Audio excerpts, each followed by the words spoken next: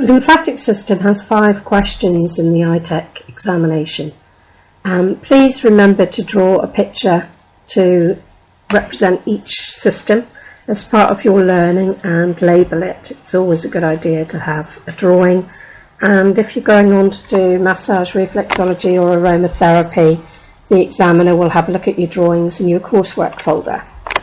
So good luck, and let me know how you get on.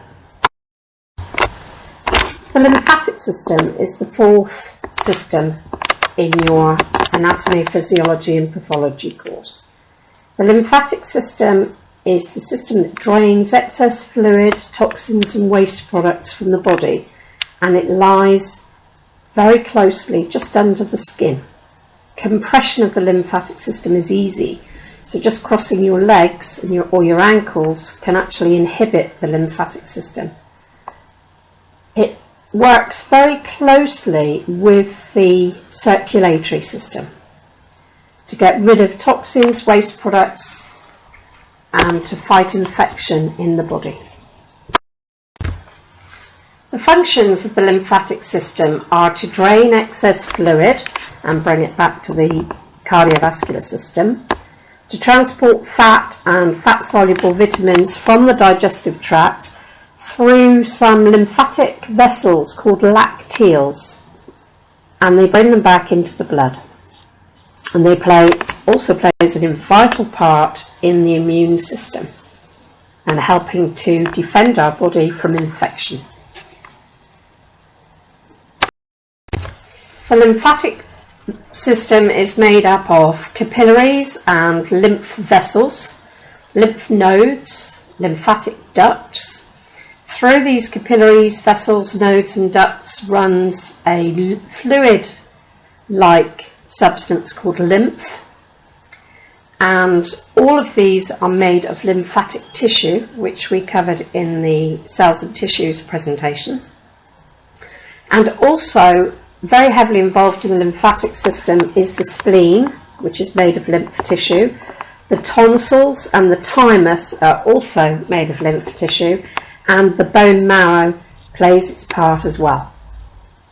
So the structure of the lymphatic system includes the lymphatic capillaries, lymphatic vessels, lymphatic nodes, lymph ducts, the spleen, the tonsils, the thymus gland, and the bone marrow.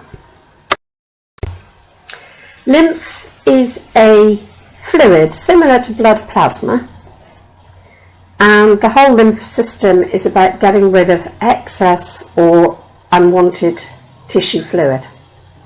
We talked in the cells and tissues presentation about penocytosis and interstitial fluid, and the whole body is bathed with fluid from the head to the toe, and between every cell we have interstitial fluid, as well as having the cytoplasm in the cells and the nucleoplasm.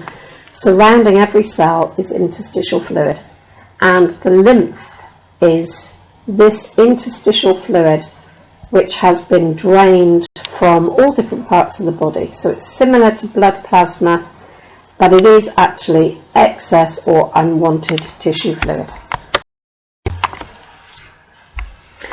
The formation and flow of lymph. Plasma moves through the capillary wall to form interstitial fluid. Plasma is part of the blood that runs through our circulatory system. More fluid travels from the blood capillary wall than returns to it because the pressure inside the capillaries is too high. The excess fluid, maybe about 3 litres per day, drains into the lymphatic capillaries and becomes lymph. This then, in turn, drains back into the circulatory system so that it can be disposed of by the body. A lymphatic circulation doesn't exactly have any muscles and doesn't have a heart pumping the lymph through the circulation. So it relies on 4 different ways to keep the lymph moving and draining around the body and not becoming stagnant and stopping altogether. Valves along the length of the lymph vessels ensure that all the lymph moves in one direction and we don't get a backup flow, especially in our legs where we are going against gravity. The muscle movement performs a sort of milking action on the lymphatic circulation. So the more muscle contraction there is, the more movement there is in the body, the better our lymph circulation will be. We also have a respiratory pump. So when we deeply inhale, this causes lymph to flow from the abdomen into the thoracic region of the chest. So deep breathing and inhaling is very good for the lymph flow from the abdomen to the thoracic. We also have a suction. Negative pressure helps to pull the lymph towards the lymph ducts. So these are 4 different ways that it helps to keep the lymph circulating around the body. The valves, the muscle action, the inhalation from the lungs, and the suction and pressure that helps to move the lymph towards the lymph ducts. The flow of lymph around the body happens in a sequence. First of all, we have the arteries, and in the arteries we have blood flowing through the arteries, the biggest oxygenated carrier of blood in the body. The arteries then get smaller as arterioles, and then smaller again as capillaries. The plasma in the blood leaves the capillaries and bathes the tissues and cells with interstitial fluid. This is all around the cells and the tissues, this interstitial fluid. And then the interstitial fluid passes into the lymph capillaries, and now it's known as lymph. So these capillaries then travel towards the lymph ducts. Again, the contents is lymph.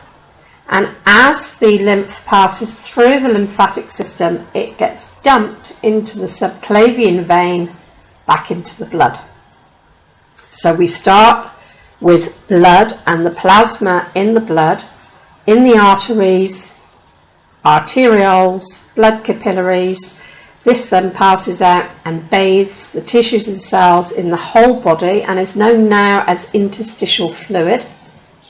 And then that interstitial fluid, as it picks up its fluid, it then travels into the lymphatic capillaries, where it's now known as lymph. The lymph capillaries travel to the ducts, still carrying lymph, and then the lymph is deposited back into the blood vessels of the subclavian vein. Lymphatic capillaries are found all over the body. There's a few places we don't have them, like the central nervous system, the bone marrow, the pulp in the spleen. They don't have lymphatic capillaries. They're slightly larger than the blood capillaries, and they're made up of a single layer of endothelial cells which overlap. We've also talked about cells and where we find different types of cells, and we have found squamous epithelium is lining and covering the lymphatic capillaries as well. This single layer of endothelial cells overlap, and when the pressure is greater in the interstitial fluid, the cells separate slightly and the fluid enters the capillaries, the lymphatic capillaries.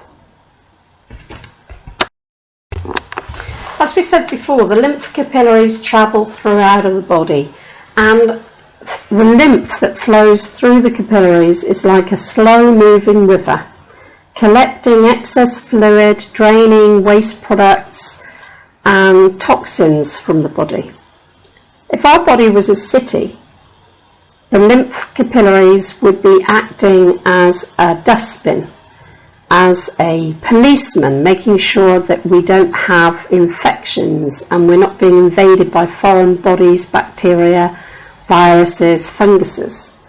And it would be acting as a sewer, draining away all these waste products and taking away all the rubbish. At any one time, we have 100,000 lymph capillaries running through the body. We also have 5.5 gallons of lymph flowing through these lymph capillaries. We can't see it and we can't feel it like we can the blood vessels, but sometimes when we have an infection, we might feel our lymph nodes become swollen and infected as they desperately try to get rid of the infection that we're suffering from. Lymphatic vessels are larger than lymphatic capillaries, but they unite with the capillaries and form larger vessels. They resemble veins in structure. They have thin walls and more valves than veins. Their function is to collect the lymph from the lymphatic capillaries and convey it towards the heart. In the intestine, the lymphatic vessels are called lacteals, and they have a special function in absorbing fat from the digestive system. The lymph nodes are scattered throughout the body in groups or clusters, and they're typically arranged in two sets. They're either superficial or they're deep. The types of places that we get lymph nodes might be in the neck, which are the cervical lymph nodes. In the groin, it would be the inguinal lymph nodes. These are clusters and groups of lymph nodes. The size varies from a pin to the head of an almond, and the structure is that they're made of lymphatic tissue, surrounded by tough fibrous tissue and supported by strands of fibrous tissue, which is called trabeculi. We have afferent vessels that transport lymph to the node, and efferent vessels that transport lymph from the node. Now, if you think that letter A comes before the letter E, then this should help you remember that the afferent vessels that begin with the letter A transport to the lymph node, and the efferent vessels transport the lymph from the node. So we could also say that the afferent vessels arrive at the lymph node, the efferent vessels exit the lymph node. So to recap then, the lymph nodes scattered throughout the body in groups and clusters. Some are superficial, some are deep. They vary in size from a pinhead to an almond. The structure is made of lymph tissue and fibrous tissue, and the fibrous tissue is called trabeculi. The lymph travels to the lymph node through an afferent vessel and leaves the lymph node in an efferent vessel. The lymph nodes of the head, there are quite a few, and they're all called by where they are. There are submandibular nodes, which are under the mandible, and sometimes when you are poorly, this is often where you will feel the lymph nodes, submandibular lymph nodes. We have anterior auricular nodes, which are, anterior means in front, auricular refers to the ear, so these are nodes in front of the ear. We have posterior auricular lymph nodes, which are behind the ear. You can see below that the occipital nodes, that's along the occipital ridge. And we have cervical nodes, which are in the neck. So these are the lymph nodes of the head. So you've just been tested on the head lymph nodes, which included the submandibular nodes, superficial and deep cervical nodes, and the anterior and posterior auricular nodes. The occipital nodes at the back of the head as well.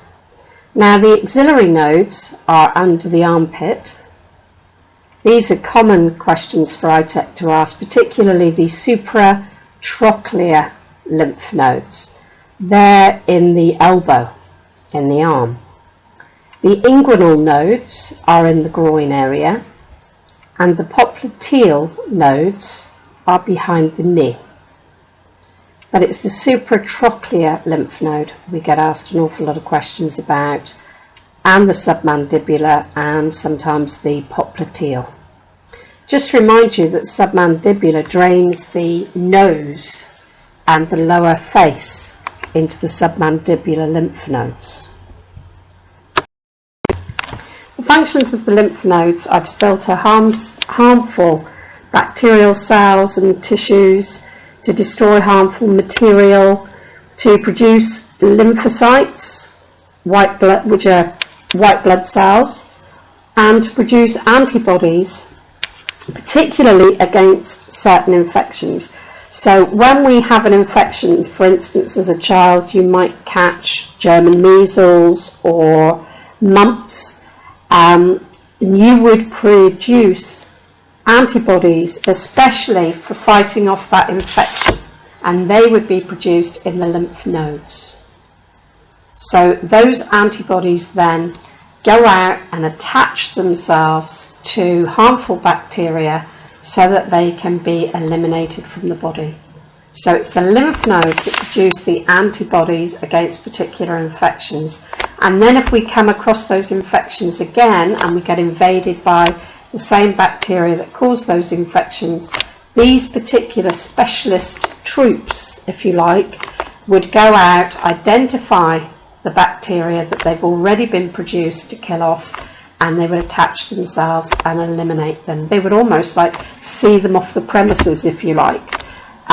So the antibodies are made when we have an infection against particular bacterial invasions, and when we have that invasion again, they'll go and find the bacteria and eliminate them from the body. The lymph tissue is a key part of the immune system and contains many types of cells, including phagocytes. We talked about phagocytosis before, and hopefully you saw the video footage of phagocytosis, which I put into the cells presentation. And these, a bit like a Pac-Man game where the mouth eats the dots, these phagocytes seek out harmful waste products and bacteria and viruses, and they engulf and ingest it. The other cells that we have in the lymphatic tissue would be antibodies and cells dividing to produce new lymphocytes. So we talked about antibodies in the previous slide, about them being produced when we have a particular infection, and they are produced to fight off that type of infection. And we might get that infection again, so the antibodies would go out and fight that infection then a second time. The areas of the body containing lymph tissue are lymph nodes, the spleen, the tonsils in the mouth. We have three pairs of tonsils in the mouth. These are made of lymph tissue, but back in the 1970s, a huge amount of operations were to remove the tonsils in the mouth.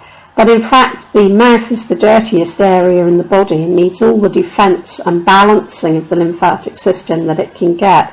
And these three pairs of tonsils are there to neutralise potentially harmful waste products and viruses and bacteria which we ingest. So we need the tonsils in the mouth.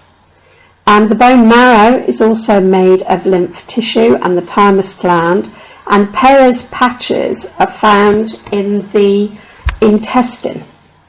They're made of lymph tissue, and their job is to produce lymph cells and send out lymphocytes into the digestive system as a sort of secondary line of defence, if you like. The appendix is also made of lymph tissue, and this seems to be a remnant of when we might have been eating a lot more grass in our diet. So the appendix would have helped us to digest grass and helped us a lot more when we had a different digestive system. So I like to ask questions about the spleen, the appendix, the tonsils, and Peyer's patches in particular, and what type of tissue that they're made from. The lymph vessels join together to form lymph ducts, and there are two main lymph ducts in the body. There's the right lymphatic duct and the thoracic duct. So all the vessels from the right side of the body the chest, the neck, the right arm, deposit the lymph into the right lymphatic duct and then into the right subclavian vein. Whereas all the lymph from the left side of the body and below the trunk of the body or below the diaphragm of the body drain into the thoracic duct, and the thoracic duct drains into the left subclavian vein. I notice here that we've left the left out, so please, if you'd like to add that to your notes. So to recap, we have two ducts. We have the right lymphatic duct and the thoracic duct. Now the top part of the body, from the right side of the head, chest, neck and arms, drains into the right lymphatic duct and then into the right subclavian vein. Now the other side is a lot bigger, so the left side of the head, neck and arms, but also both legs, the whole of the body below the diaphragm, below the trunk, drains into the thoracic duct and then into the left subclavian vein. This is a diagram of the drainage of the lymph into the thoracic duct and the right lymphatic duct.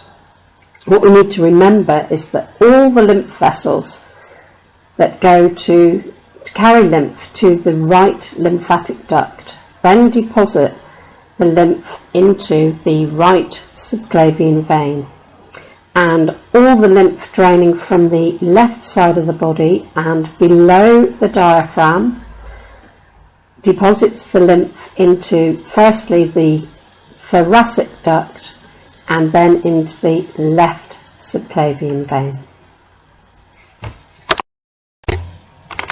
The spleen is a large structure made of lymphatic tissue. It has an outer capsule made of fibrous tissue with trabeculi and a pulpy mass in the middle. Now, trabeculi are the name for the fibrous tissue that we find in the lymphatic system. Its location is upper left in the abdomen, and it has four main functions. It forms new lymphocytes. It destroys worn out thrombocytes, erythrocytes and leukocytes. It is a blood reservoir in case of hemorrhage and shock, but it also helps to fight infection because it's part of our lymphatic system. So the spleen is an important organ of the body made of lymphatic tissue.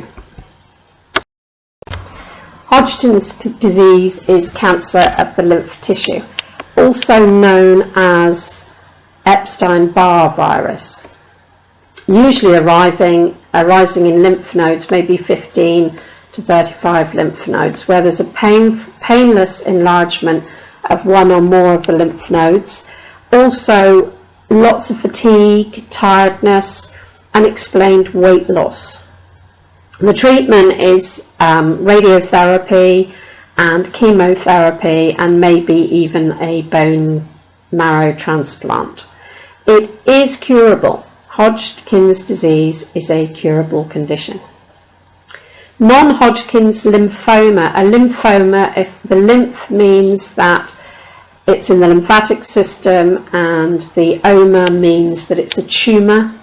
So this is telling you that it's a cancer of the lymphoid tissue, which includes the lymph nodes, the spleen and other organs of the immune system, normally occurring in people over the age of 60. Hashimoto's thyroiditis. What a lovely name. This is not a lovely disease though. It's an autoimmune disease. An autoimmune disease is where the body attacks itself. It mistakes itself as being a bacteria or a virus or an invasion of some sort. And here the T cells attack the cells of the thyroid as though it's an alien, as though it doesn't belong to us at all. So that's Hashimoto's thyroiditis, is an autoimmune disease. where we're fighting the cells of the thyroid because we don't recognise it as being part of ourselves. A lymphoma, as I said before, this is cancer of the lymph, and it begins in the lymphocytes of the immune system. Excess fluid in the interstitial tissues between the cells and the tissues. We might get a little bit of swelling around the ankles at some stage in our lives. That's water retention. There are times maybe when you've had a long haul flight where when you land you find that the water is sort of pooled in your ankles because you haven't been moving around, pumping it back up the body. So we can get a little bit of basic fluid retention around the ankles and in the legs generally. But edema is something very different. Edema is where there is severe water retention, and the difference with edema is that if you push your finger into the skin where the water retention is, the skin will push in like a Pilbury Dough man. Do you remember the Pilbury Dough man where you pushed him in and it would leave a finger-like hole that slowly filled out again as the water moved? But edema is particularly diagnosed where you can press on there, on that tissue, and it'll leave a hole temporarily until the fluid fills it in again. The causes of edema can be some sort of lymph blockage or impairment in the body's diluting of the urine. More extremely, it could be renal failure or liver failure.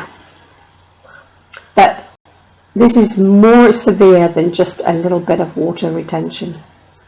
Lymphedema is an accumulation of lymph fluid and a huge abnormal swelling. Now, this is normally people who maybe have had their lymph nodes removed or lymph vessels are damaged. There's a lymphatic build-up in the lymphatic system which it can't cope with. This is quite a severe lymphedema. It can often be as a result of a cancer which has moved to the lymphatic system. So in order to prevent the spread of cancer, which spreads in the lymphatic system, secondary spread in the lymphatic system, you might have had lymph nodes removed as a result of maybe a mastectomy, removal of the breasts if you've had breast cancer. And this can be a side effect sometimes when these lymph nodes have been removed.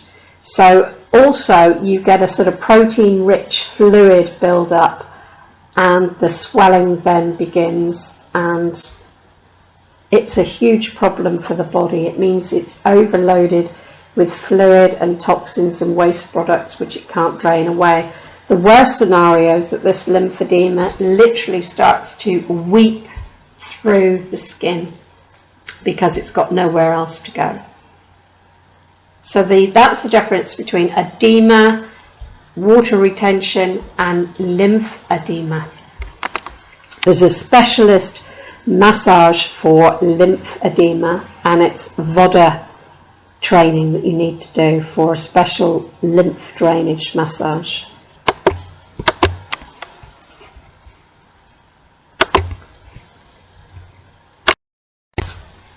Infectious mononucleosis is also known as glandular fever, very common in young adults and teenagers, and it's caused by a virus and is very contagious. It passes in by one person to another by close contact. Antibodies are created which provide lifelong immunity. But it's a rare condition, and to have more than one bout of glandular fever is very, very rare. So infectious mononucleosis, also known as glandular fever, which is passed on by close contact, it's a virus, and it creates antibodies creating lifelong immunity. Lymphadenitis is inflammation of a lymph node. This is often complicated by a bacterial infection, maybe from a wound, and can be caused by a virus. cellulite is a sort of dimpled appearance of the skin. If you push two parts of the skin together, it gives this sort of orange peel, dimply sort of appearance. It's caused by fatty deposits just below the surface and generally appears on the abdomen, the lower limbs, the pelvic region, but you can have it on your arms as well. Not always people who are overweight get cellulite. You can be slim and still have cellulite on your legs.